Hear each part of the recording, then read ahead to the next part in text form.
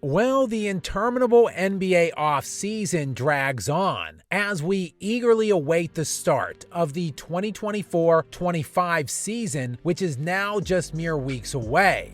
But there are still some juicy little tidbits of stories leaking out, if you are paying attention, that is. Such as when Austin Reaves sat down just a few days ago for an interview with Lakers Nation, and the conversation for some reason moved in the direction of LeBron James refusing to play one-on-one basketball against anyone. Reaves said, quote, "He doesn't play one-on-one. He said one-on-one's not real basketball." And yeah, methinks the gentleman doth protest too much. A very likely story for a guy with a laughably minuscule bag that is shooting 37% outside of 3 feet from the basket for his 2+ decade career, and whose principal go-to move entails putting his head down and ramrodding himself to the basket. Maybe throw in a little travel or flop here or there, and well, yeah, no need to play one-on-one. Especially for a guy who was, allegedly, getting cooked by Michael Beasley one-on-one back in the day. But not so fast. Michael Beasley recently went on record and debunked this legendary tale of routinely beating the self-proclaimed king. And despite the fact Beasley debunked it, LeBron still manages to come off looking, well, as his typically pathetic self. Dog, I used to be on his ass in practice. Everything he did, like, I'm guarding you, I'm guarding. You know, one day he came, he just yelled out, like, Mario Chalmers is guarding me today. Looked me dead in my face. And I was like, I ain't hearing shit. And I got in my defensive stand.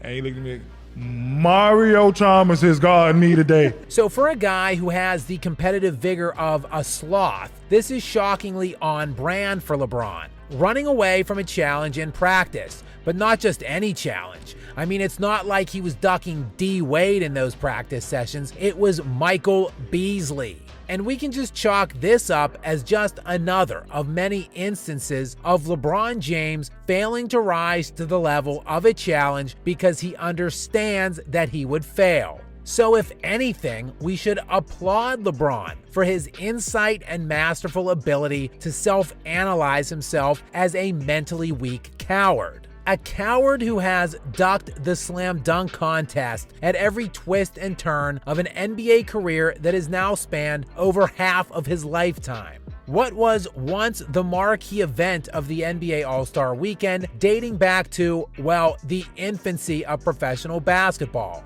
In fact, it predates even the modern era of the NBA, with the first ever slam dunk competition being held on January 27, 1976 at McNichols Sports Arena in Denver during the halftime of the 1976 ABA All-Star Game. A contest which Julius Erving won with his iconic free throw line dunk. A dunk which would resurface years later in 1988 when Michael Jordan pulled it out of his bag to top Dominique Wilkins in a legendary and controversial title for Jordan, his second straight. Throughout the years, other great players felt compelled to compete in this contest at least once, with Kobe Bryant taking the stage in 1997 and winning the event, while young Tracy McGrady would also take the challenge in 2000, but was of course eclipsed in that contest by his own cousin when Vince Carter dropped one of, if not the greatest dunk contest performances ever.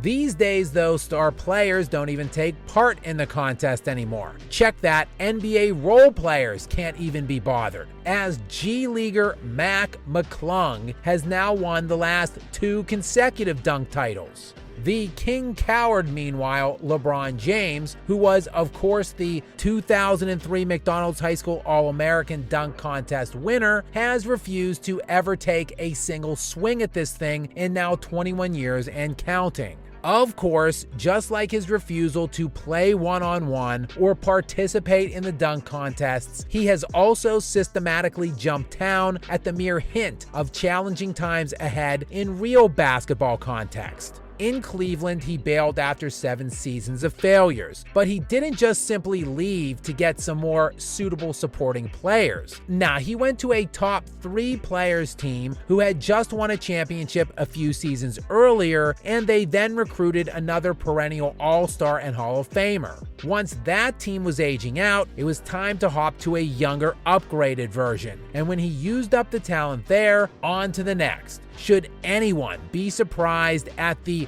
chosen one's refusal to play one-on-one?